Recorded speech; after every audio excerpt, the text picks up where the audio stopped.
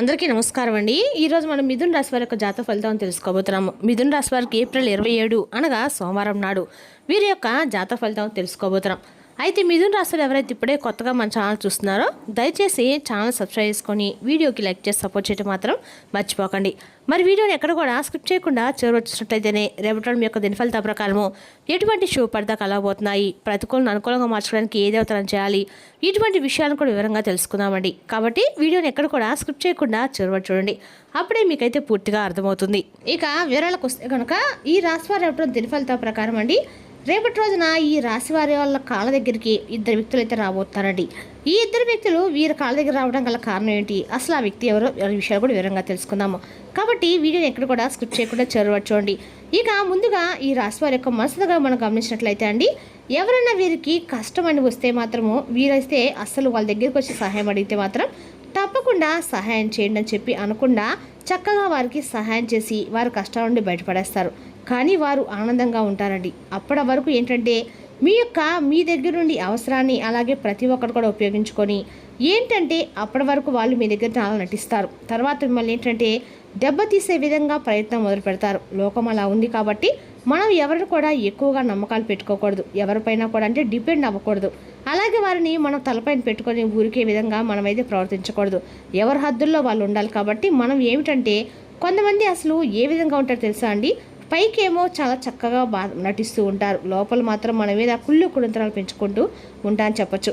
ఆ విధంగా కొంచెం మనల్ని పొగిడినా లేదంటే మన పనితనం కానీ లేదంటే మన కుటుంబంలో ఉన్నటువంటి వారిని కానీ ఏదంటే ఒక అందాన్ని కానీ ఇలా ఏదైనా కానీ ఒక పర్సనల్కి సంబంధించినటువంటి ఏవైనా మీరు ఇలా ఉంటారో మీరు బాగా చేస్తా అని చెప్పి ఏదైనా 4 మాటలు మాట్లాడితే మనం అందరం ఎక్కేసే విధంగా ఉండకూడదు అనమాట. వారు అసలు దేనికి ఈ విధంగా చెప్తున్నారు, దేనికి సంబంధించి మన దగ్గర అసలు ఏ విధమైనటువంటి అంటే ఏ విషయం పట్ల మన దగ్గర ఏదైనా తెలుసుకోనుకుంటున్నారు, లేదంటే మన దగ్గర ఏదైనా అవసరానికి వచ్చారా, ఇటువంటివి కూడా 1-2 సార్లు ఆలోచించుకోవాలండి. అయితే ఇప్పుడు ఈ విధమైనటువంటి మాటలను ఎందుకు చెప్పాల్సి వచ్చిందంటే కొంతమంది ఇంతకుముందు గతంలో మీ దగ్గర కొంతమంది అవసరానికి మిమ్మల్ని చాలా బాగా ఎక్కువగా వాడుకున్నారండి. వాడుకొని మిమ్మల్ని చీకొట్టారు. సమాజంలో మీరంటే ఒక చెడ్డవారనే విధంగా నలుగురిలోనూ మిమ్మల్ని చూపించాలనేటువంటి ప్రయత్నాలు చేసినప్పుడు కూడా భగవంతుని యొక్క అనుగ్రహం మీకు తోడుగా ఉండబట్టి ఆ యొక్క భగవంతుని యొక్క అనుగ్రహంతో మీరు బయటపడాలని చెప్పుకోవాలి.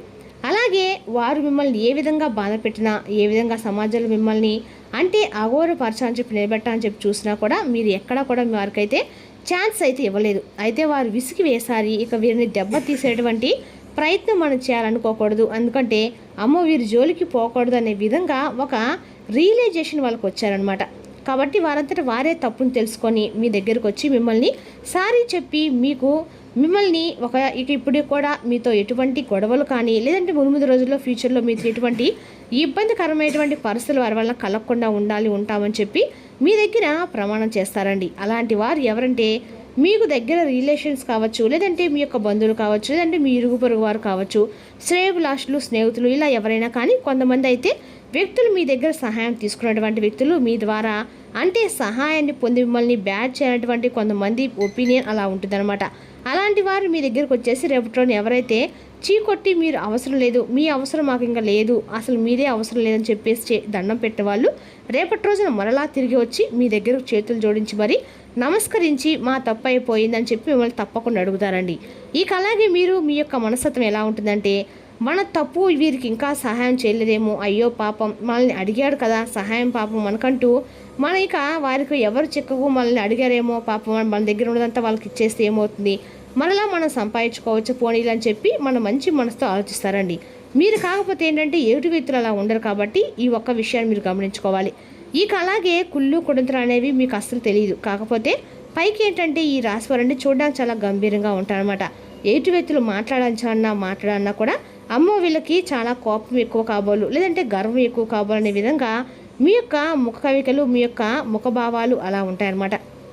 కాబట్టి ఎవరైనా కానీ మీతో మాట్లాడంటే కొంచెం ధైర్యము చేయరు, వెనుకడుగు వేస్తారు. ఆ విధంగా మీ యొక్క మాట తీరు అలా ఎలా ఉంటుందంటే ఎవరితోనైనా కానీ ఇట్టే కలిసిపోతారండి. కాకపోతే ఏంటంటే మంచిగా ఉంటే మంచిగా ఉంటారు, ఎవరికైనా కానీ చెడుగా కనుక మీకు అంటే పర్సనల్గా మిమ్మల్ని కానీ చెడుగా ఎవరైనా ఉద్దేశపూర్వకంగా చెడుగా తలపెట్టాలని చెప్పి చూస్తున్నారు, లేదంటే మీకు ఏదైనా కానీ వారిపైన బ్యాడ్ ఒపీనియన్ ఉన్నా కానీ వెంటనే మీకు అర్థమైపోతుంది.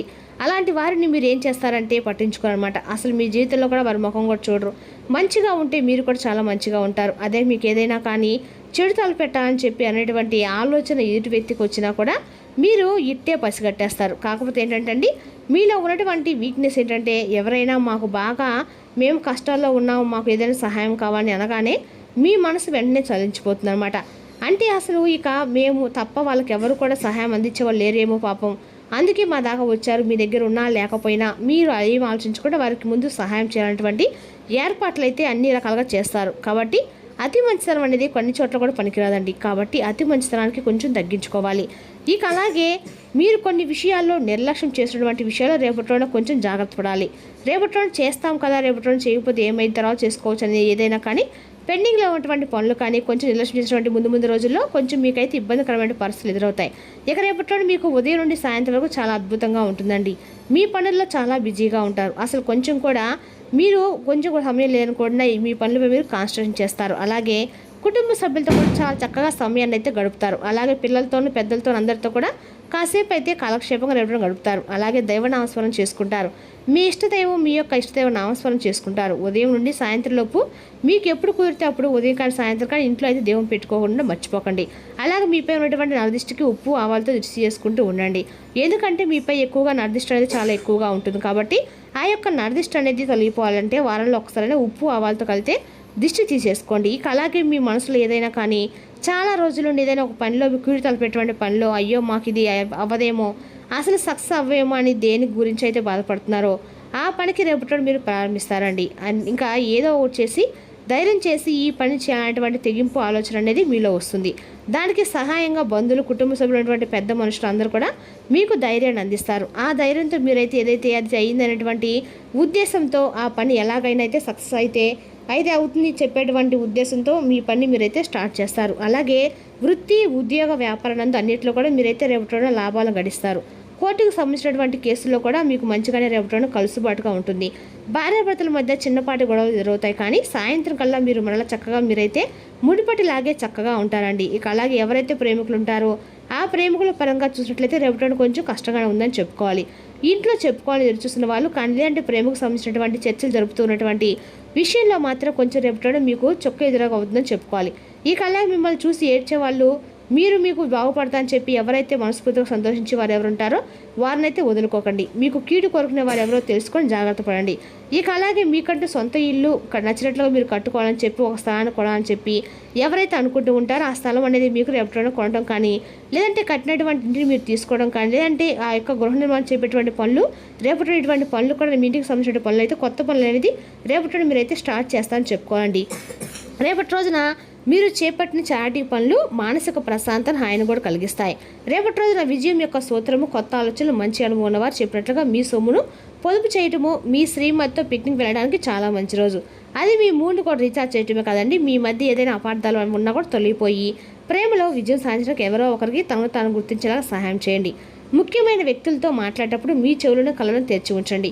ఎందుకంటే మీరు ఒక పనికి వచ్చే చిట్కాను తెలుసుకోగలుగుతారు. మీరు ఎవరైనా మీకు నచ్చిన పనులను చేయాలనుకుంటారు, కానీ పని ఒత్తిడి వలన మీరు ఆ పనులు చేయలేరు. మీ జీవిత సర్వస్వమైన మీ జీవిత భాగస్వామి రేపటి మీకు అద్భుతమైన సర్ప్రైజ్ ఇవ్వబోతున్నారండి. బలమైన ప్రేమ బంధాలకు పేద ప్రజలకు అంటే కేసరి హల్వా తీపి నైవేద్యాన్ని దానంగా పంపిణీ చేయడం ద్వారా మీకు ప్రేమ బంధం బలపడుతుంది. రేపటి రోజున వినాయక స్వామి యొక్క ఆరాధన ఈ రాశి వరకు మేలు చేస్తుందండి. మరి తెలుసు ఈ రాశి యొక్క జాతక ఫలితాలను తిరిగి రేపటి మళ్ళీ కలుసుకుందాం. Thank you for watching.